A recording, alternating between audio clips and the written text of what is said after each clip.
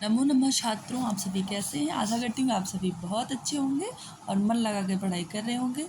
जैसे कि आपको पता है कि यूपी बोर्ड में चलने वाली पुस्तक जो कि संस्कृत की होती है, उसमें कक्षा 6, 7 और 8 के प्रत्येक पाठ का हम अध्ययन करते हैं। इसके अंतर्गत आज हम लोग कक्षा 7 में चलने वाली पुस्तक संस्कृत भारती के द्वितीय पाठ को पढ़ेंगे और उसके अर्थ को समझेंगे, यानी कि उसके अनुवाद को करेंगे। संस्कृत में है, उसका हिंदी अनुवाद करते हुए चलेंगे और उसके अंतर्गत जो व्याकरणात्मक चीज़ें आई हैं उनको समझेंगे। और चलिए हम लोग पढ़ते हैं। मुकुलः एकः बालकः अस्ति। मुकुल एक बालक है। तस्य नाम, तस्य मतलब होता है उसका, एकम मतलब एक, मित्र मतलब मित्र, अस्ति मतलब है, उसका एक मित्र है। तस्य मतलब होता है उसका, नाम मतलब नाम, सतीशः अस्ति उसका नाम क्या है, सतीश है। एकदा सतीशस्य जननी ज्वरेण पीड़िता अभवत्। एक बार जो उसके मित्र है मुकुल की, उसकी जननी, जननी का मतलब होता है माता, माता को संस्कृत में जननी कहते हैं। ज्वरेण, ज्वर का मतलब होता है बुखार, और ज्वरेण में तृतीय विभक्ति लगी है और तृतीय विभक्ति का चिन्ह क्या होता है, से। तो ज्वर से यानी बुखार से पीड़िता अभवत, बुखार से पीड़ित हुई। सा अवदत, वह बोली। अब देखिए इसी जगह अगर उसके पिता होते तो सा की जगह शाह। संस्कृत में शाह का मतलब होता है वह। अगर यह किसी स्त्री के लिए आए तो हम लोग लिखते हैं शाह। देखो यहाँ लिखा है शाह, माता स्त्री है उसकी तो इसके लिए शाह है। लेकिन अगर यहीं पे पिता होता तो शाह होता है, यानी पुल्लिंग के लिए शाह और स्त्रीलिंग के लिए सा का प्रयोग करते हैं अगर हमको वह बताना है तो। ठीक है, चलिए आगे बढ़ते। सा अवदत, वह बोली, भो सतीश, हे सतीश। भो का मतलब होता है, और भो में संबोधन है, वो संबोधन है क्योंकि किसी को संबोधित कर रही है। किसको संबोधित कर रही है, सतीश को संबोधित कर रही है। और जो ये चिन्ह लगा हुआ है ऐसे लाइन खींच करके ऐसे बिंदु, तो इस चिन्ह को हम लोग संबोधन चिन्ह कहते हैं। जब किसी को हम लोग संबोधित करते हैं तो उसके आगे ऐसे चिन्ह लगाया जाता है, संबोधन के आगे ऐसे संबोधन चिन्ह लगाया। गच्छ मतलब जाओ, और गच्छ में अगर पूछा जाए कौन सा लकार है तो लोट लकार मध्यम पुरुष एक वचन है। गच्छ तुम जाओ, गच्छ जाओ आज्ञार्थक। लोट लकार कैसा होता है, आज्ञार्थक, आज्ञा दी जाती है। वो आज्ञा दे रही ना सतीश को कि गच्छ जाओ वैद्यम आने। वैद्यम मतलब होता है डॉक्टर, वैद्य। पहले के ज़माने में वैद्य हुआ करते थे, वो इलाज करते थे जड़ी बूटियों का। अब डॉक्टर होते हैं तो उन्होंने कहा कि वैद्यम आने, वैद्य को ले आओ। सतीशो अवदत् अयम में क्रीडनस्य कालः। अब सतीश क्या कह रहा है, अयम सतीशा अवदत्, इसमें देखो संधि कार्य हुआ है, सतीशा धन अवदत् है और विसर्ग को ओ हो गया है, और जो आ है इसको जो है अवग्रह हो गया है, तो सतीशो अवदत् हो गया। अयम में क्रीडनस्य कालः, यह मेरा खेलने का समय है। में का मतलब होता है मेरा,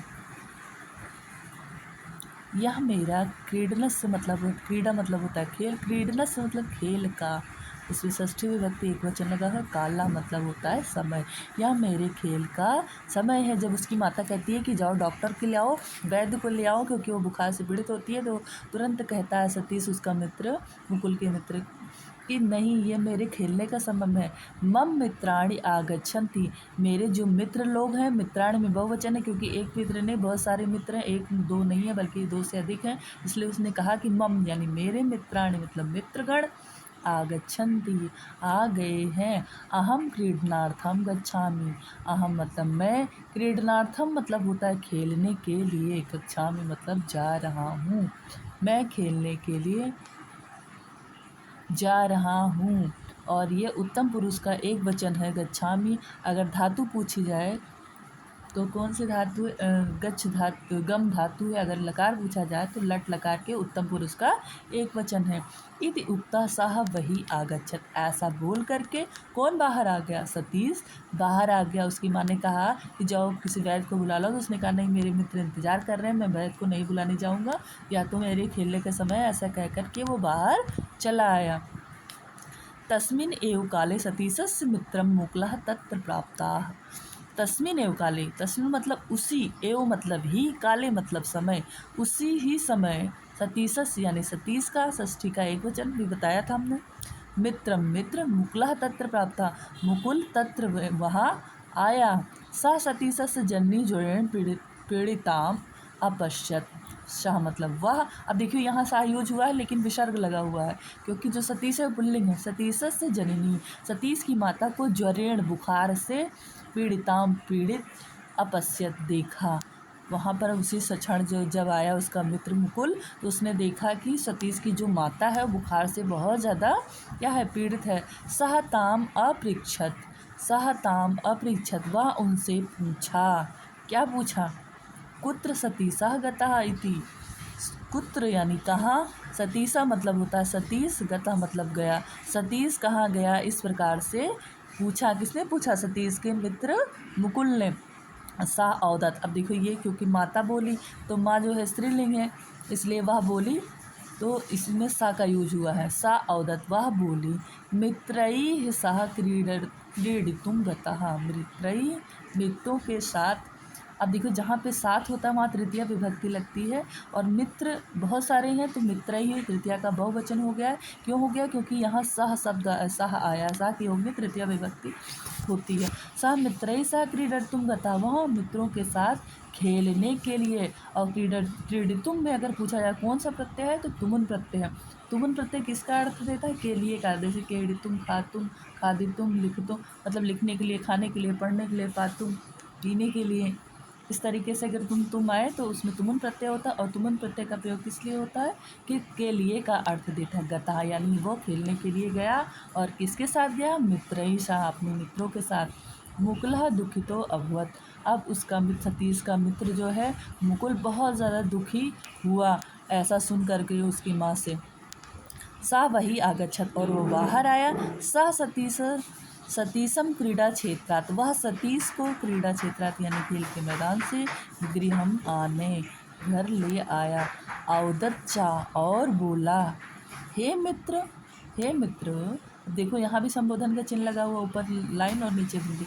ऐसा तव जननी, ये तो तुम्हारी। अब देखो अगर यहीं पर देखा माता के लिए आया, स्त्रीलिंग के लिए आया है तो ऐसा हो जाएगा। ऐसा मतलब होता है यार, अगर यहाँ पुल्लिंग होता तो ऐसा हो जाता, यहाँ विसर्ग हो जाता, जैसे हमने सा वाला बताया था। अब चूँकि ये उसकी माता के लिए प्रयोग है, ऐसा ऐसा तो जननी, यह तुम्हारी माता है, यह जननी, ये तुम्हारी माता ज्वर पीड़िता अस्ति, बुखार से पीड़ित है। त्वया, उसने कहा कि हे सतीश, तुम्हारी माता देखो बुखार से पीड़ित है। त्वया अस्या सेवा कर्तव्या, तुमको इनकी सेवा करनी चाहिए। तबियत कर्तव्य, तुमको इनकी सेवा करनी चाहिए। किम तुम ना जानासी, क्या तुम ऐसा नहीं जानते हो कि मुझे इनकी सेवा करनी चाहिए? किम तुम ना जानासी, क्या तुम नहीं जानते हो?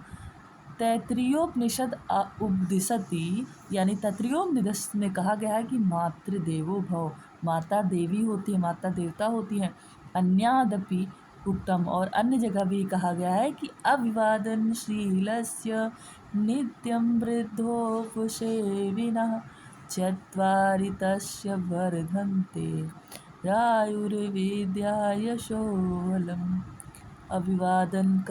अभिवादनशील व्यक्ति के नित्यम नृत्य, वृद्धोपसेविना वृद्धों की सेवा करने से, चत्वारि चार चीज़ें, तस्य उनकी, वर्धनते बढ़ती हैं। क्या क्या? आयु, विद्या, यश और बल। वृद्धों का सेवा करने से और बड़ों को अभिवादन करने से, नित्य अभिवादन करने से, चत्वारि तस्य वर्धन्ति, उनकी चार चीज़ें बढ़ती हैं, आयु, विद्या, यश और बल। ऐसा अन्य जगह भी कहा गया है, और तैत्तिरीयोपनिषद में भी कहा गया है कि मातृदेवो भव, माता जो होती है हमारी देवता होती हैं। क्या तुम नहीं जानते हो कि इनकी सेवा करनी चाहिए? अधुना, आज, सत्वरम गक्षो, अभी तुम, इसी समय तुम, सत्वरम, अधुना मतलब होता है इसी समय, सत्वरम मतलब त्वरम मतलब शीघ्र ही, और अति शीघ्र, सा लग गया, उपसर्ग लग गया तो अति शीघ्र गच्छ जाओ। और गच्छ में कहा जाए कौन सा लकार है, तो लोट लकार मध्यम पुरुष एक वचन, और लोट लकार आज्ञा के लिए प्रयोग होता है। उसका मित्र मुकुल उसको आज्ञा दे रहा है कि गच्छ जाओ चिकित्सकम चा आने, और किसको ले आओ? चिकित्सक को, डॉक्टर को ले आओ। इति श्रुत्वा सतीसा वैद्यम आनयत, ऐसा श्रुत्वा सुन करके देखिए कर्ता प्रत्यय करके कर देता है, ये पूर्ण मतलब ये पूर्वकालिक क्रिया होती है, कोई कार्य हो जाता है। ऐसा सुन करके सतीशा वैद्यम आनयत, सतीश वैद्य को ले आया। तस्य जननी प्रमुदिता अभवत, और उनकी माता भी खुश हो गई। और हम सभी को अपनी माता का ध्यान रखना चाहिए, माता की सेवा करनी चाहिए। माता पिता देवी देवता के समान होते हैं। और देखिए श्लोक में भी कहा गया है कि अभिवादनशीलस्य नृत्यं वृद्धोपसेविना चत्वारि तस्य वर्धन्ते रायुर्विद्या यशो बलम्। अर्थात हमें नित्य बड़ों का अभिवादन करना चाहिए, उनको प्रणाम करना चाहिए और वृद्धों की सेवा करनी चाहिए। ऐसा करने वाले पुरुषों की 4 चीज़ें बढ़ती हैं, उनकी आयु बढ़ती है, विद्या बढ़ता है और यश बल बढ़ता है। नमः संस्कृता। फिर मिलेंगे नए पाठ के साथ।